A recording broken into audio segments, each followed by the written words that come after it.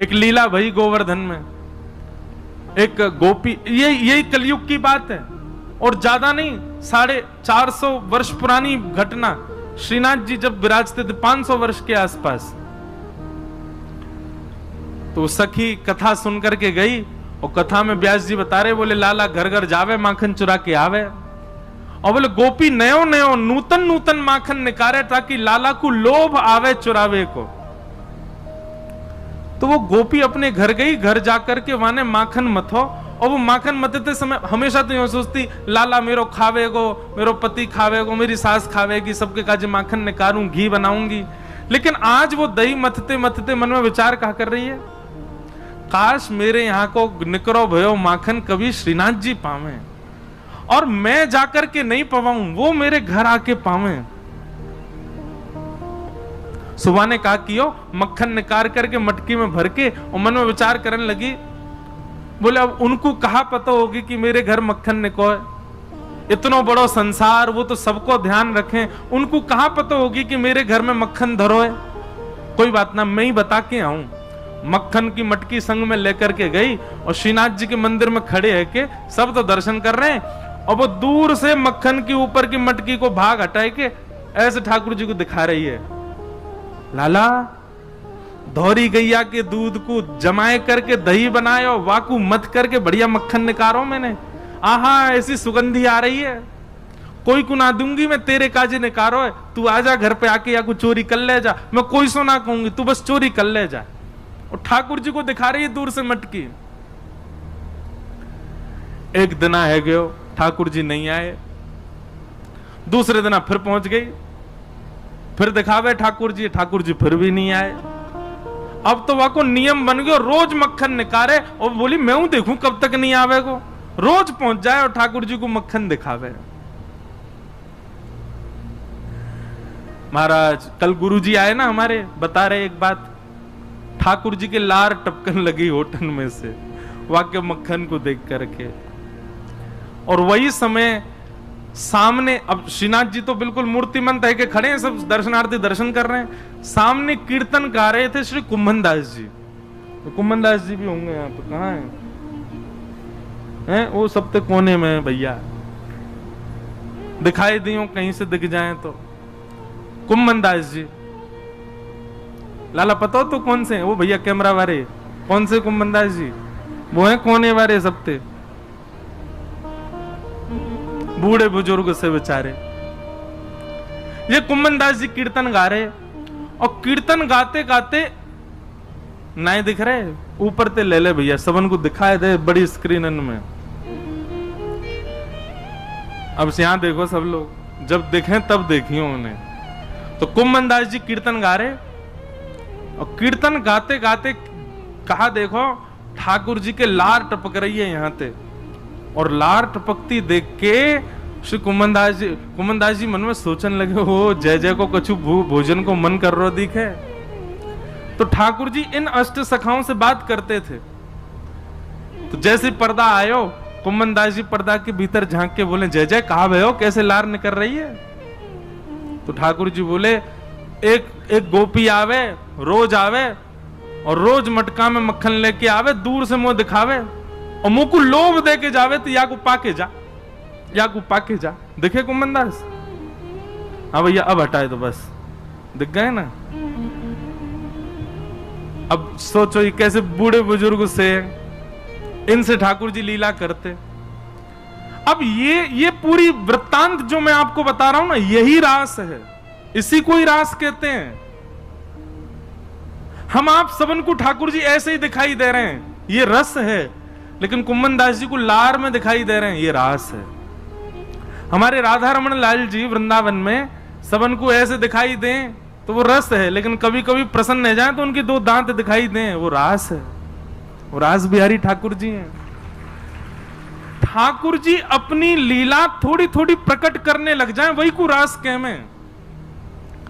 तो कुंभन दास जी बोले, जय जय कहा भयो, कैसे लार निकले? बोले एक गोपी रोज आवे और मुझको दूर से ही मक्खन दिखावे, यो के लाला आजा मेरे घर आके चोरी कर जा, और बता मुंह को लोभ दे के जा, भाई यो शर्म नहीं आ रही है, मैं परमात्मा मुंह लोभ दे रही है। कुंभन दास जी बोले, अरे ब्रज के लोग तो बड़े भोरे हुए हैं, जय जय।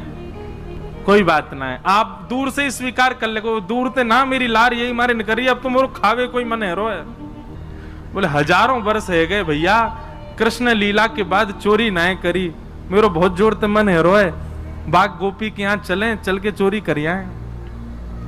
कुमनदास जी बोले भगवान बन गए हो अब आप, दूर दूर से लोग दर्शन करवे हमें आपके श्रीनाथ जी रूप में, वहां के यहाँ जाके चोरी करोगे, पता चल गई तो कैसी निंदा होगी।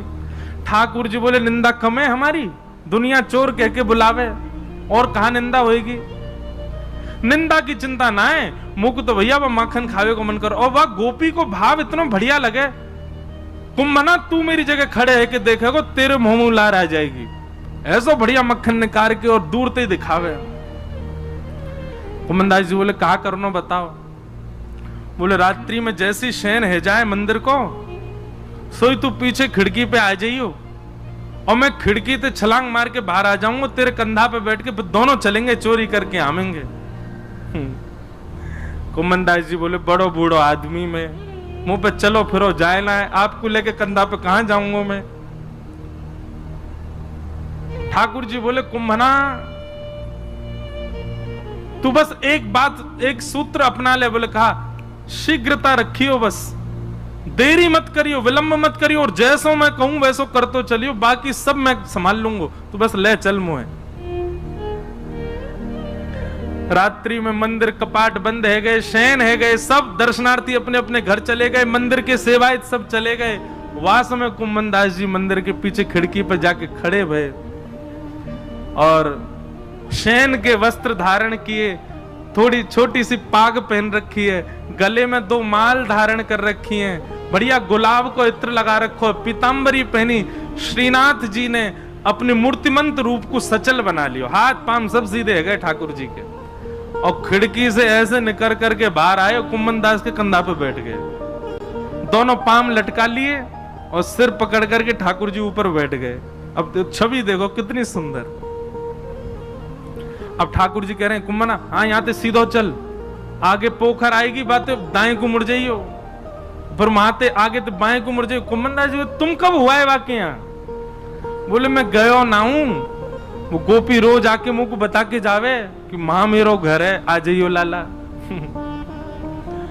कुमनदास जी के नेत्रों में आंसू आ जाते, आहा कितने बड़भाग, ये लीला मेरे साथ घट रही है, मुझे अनुभव हो रहा है, कितना कितना सुख है मेरे लिए। और ठाकुर जी कुमनदास जी के संग गए और वह गोपी के घर में ऊपर से छत पे से प्रवेश कर गए, सब सो रहे हैं गहरी निद्रा में, और ठाकुर जी कह रहे हैं अचक अचक के चल, आवाज मत करियो नहीं तो आ जाएगी गोपी। ओ देख कुंभना वो टंग रही मटकी, ले चल बा के पास। कुमनदास जी पाम पकड़ रखे, नेक नेक से पाम है ठाकुर जी के, पाम पकड़ करके ले गए। सोई ठाकुर जी ने अधर सिर पकड़ करके यहाँ तो दोनों पाम रख लिए, और सिर को नेक छोड़ के अपनो नेक बैलेंस संभालो गिर नहीं जाऊं, और तुरंत वो मटकी पकड़ ली, छीका पे लटक रही ऊपर। अब तो ठाकुर जी निकार निकार करके प्रेम से पामे। कुमनदास जी बोले अकेले कृपाओगे नेक दे दो नीचे प्रसाद। सो ठाकुर जी मक्खन लेके अपनी जीभ से चाटे और अपनो झूठो मक्खन ही ऐसे नीचे हाथ करके गए, ले कुम्भना।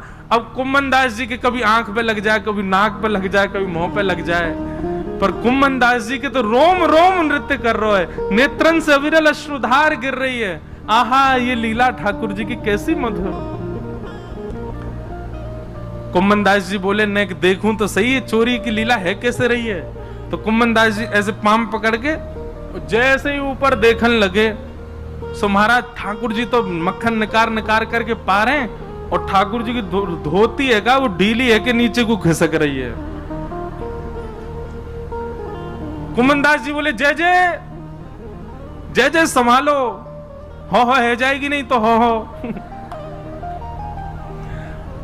जैसे ही कुमनदास जी ने कही सोई ठाकुर जी ने 4 भुजा प्रकट कर ली, 2 भुजा से तो धोती पकड़ के खड़े और 2 भुजा से मक्खन चुरा रहे हैं। बोले चतुर्भुज भगवान की। कुमनदास जी बोले चतुर्भुज बहुत देखे लेकिन ऐसा नहीं देखो, 2 भुजान ते धोती पकड़ के खड़ो है और 2 भुजान से मटकी से मक्खन चुरा रहे है। और वह छवि को देख करके कुमनदास जी तो अपनो सब बेसुध है गए। ठाकुर जी के पाम वाम सब छोड़ छाड़ दिए। अब तो वो तो बिल्कुल महाराज ढीले से पड़ गए, बेहोशी सी आ रही है उनको देख करके कि ये लीला मेरे संग क्यों है रही है। ठाकुर जो ए कुंभना तू हिलकाई करो, ए कुंभना ऐसे मत कर मटकी गिर जाएगी। अब कुंभन दास जी तो मूर्छा में आ गए, ठाकुर जी के हाथ से मटकी गिर गई और जैसे ही फूटी घर के सबरे लोग चोर चोर चोर आ गए हो, चोर आ गए हो, चोर आ गए हो। कुंभन दास जी तो नीचे गिर गए, ठाकुर जी ने छींका पकड़ रखो, लटक गए ऊपर। और लटके लटके ठाकुर जी ने देखी भाई आज पकड़े जाएंगे, तो जोर की एक छलांग मारी और ऊपर से भाज के महाराज ठाकुर जी तो भाज गए, कुंभन दास वहीं रह गो। इतने में ही गोपी आई। गोपी ने आके कही कौन चोर है, यहां में डंडा दो। 2-4 डंडा मार दिए महाराज, लेकिन कुंभन दास जी को कहां पीड़ा होनी। जब लालटेन जला करके देखी तो गोपी बोली ये तो कुंभनदास बाबा है, मंदिर में कीर्तन गावे। अरे बाबा मैं तो मक्खन को ले जाती कि लाला भोग लगावे आएगो, और तू आगो यहाँ चोरी करवे, शर्म ना आई तो कु है बुढ़ापे में चोरी करे।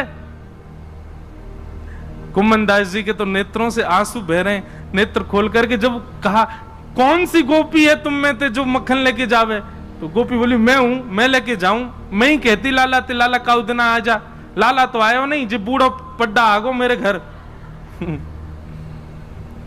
कुंभनदास जी वहां के चरणन में गिर गए और चरणन को हृदय से लगा करके तब कुंभनदास जी ने जो पद गायो, तू है सखी बड़ भाग बड़ी, नंदलाल तेरे घर आवत है।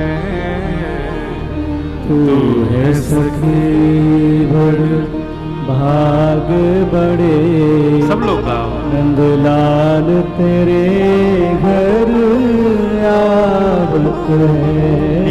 ये रास है, इसको रास कहते हैं, नृत्य को रास नहीं कहते। तू अपनो श्रृंगार करत है, तू अपनो श्रृंगार करत है। ये दर्पण हाथ दिखावत है, ये दर्पण हाथ दिखावत है। तू है सखी बड़ भाग बड़े, गोपाल तेरे घर आवत है। तू है सखी बड़ भाग बड़े, गोपाल तेरे घर आवत है। निज कर गूथ सुमन के गजरा, निज कर गूथ सुमन के गजरा। ये अपने ही हाथ पहरावत है, ये अपने ही हाथ पहरावत है। तू है सखी बड़ भाग बड़े, गोपाल तेरे घर आवत है। तू है सखी बड़ भाग बड़े, गोपाल तेरे घर। अरे सखी मैं ना आया हूं तेरे घर चोरी करवे, जाकू तू लोभ दे के आई वही आया हूं मेरे संग में। गोपी बोली सांची कहो बाबा, बोले सांची कह रहा हूं। अरे भैया मैंने दुनिया ते उनके यश सुने पर उनते तेरो यश सुनो। तू कैसे दही मत है, कैसे मक्खन को भरे, कैसे लेकर के जावे, और तू कैसे कैसे अपने घर को पूरा मार्ग बतावे, वो सब ठाकुर जी अपने मुख से मुख को सुना रहे। हर कोई उनको यश गावत, हर कोई उनको यश गावत।